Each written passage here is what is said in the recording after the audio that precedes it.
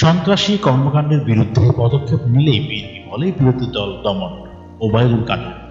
সরকার সন্ত্রাসী কর্মকাণ্ডের বিরুদ্ধে আইনি পদক্ষেপ নিলেই বিএনপি বলে বিরোধী দল দমন করা হচ্ছে, এমন মন্তব্য করেছেন বাংলাদেশ আওয়ামী লীগ সাধারণ সম্পাদক ও সড়ক পরিবহন সেতু মন্ত্রী ওবায়দুল কাদের।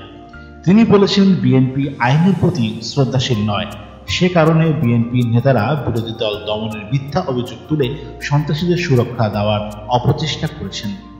তিনি বলেন, আমরা ব্যর্থহীন ভাষায় বলতে চাই, আওয়ামী লীগ বাংলাদেশ বিরোধী দলের দমনে বিশ্বাস করে না, তবে সন্ত্রাসীদের কোনো ছাড় নেই, সে যে দলেরই হোক না কেন, সন্ত্রাসীদের বিচারের মুখোমুখি হতে হবে।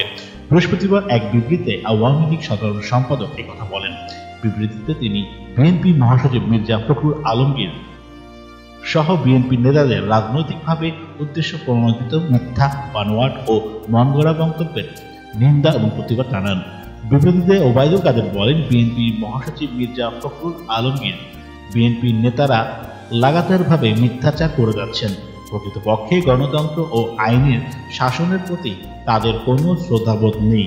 একাধিকে তারা আগুন সন্ত্রাসীদের লালন পালন করছে, অন্যদিকে আইন শৃঙ্খলা রক্ষাকারী বাহিনী সন্ত্রাসীদের বিরুদ্ধে আইনি পদক্ষেপ গ্রহণ করলে বিরোধী দল দমনের মিথ্যা অভিযোগ উপস্থাপন করছে।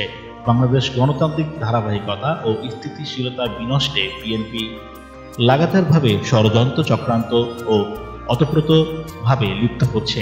দ্বাদশ জাতীয় সংসদ নির্বাচনের পূর্ণ গণতন্ত্র ও নির্বাচন বানচালের নামে সন্ত্রাসী কর্মকাণ্ড মেতে উঠেছেন বিএনপি।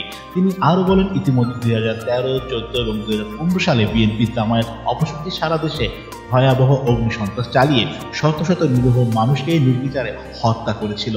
তাদের এই ভয়াবহ সম্মিলিত সন্ত্রাসী কর্মকাণ্ডের বিরুদ্ধে আইনি পদক্ষেপ গ্রহণ করলেই বিএনপি নেতারা বিরোধী দল দমনের কথা বলেন। সরকার বেপরোয়াভাবে কাউকে কারাগারে পাঠাচ্ছে না, বরং সন্ত্রাস ও সহিংসতার অভিযোগে অভিযুক্ত বিএনপি নেতাকর্মীরা আইন এবং আদালতের মুখোমুখি হচ্ছেন। তারা জামিনে মুক্তিও পাচ্ছেন। তারা যারা নিরীহ মানুষকে পুড়িয়ে হত্যা করেছে, জনগণের জানমালের ক্ষয়ক্ষতি করেছে এবং রাষ্ট্রীয় সম্পদ ধ্বংস করছে, সেসব সন্ত্রাসী এবং তাদের গডফাদারদের বিরুদ্ধে আইন শৃঙ্খলা বাহিনী এবং আদালত যথাযথ আইনি পদক্ষেপ গ্রহণ করবে।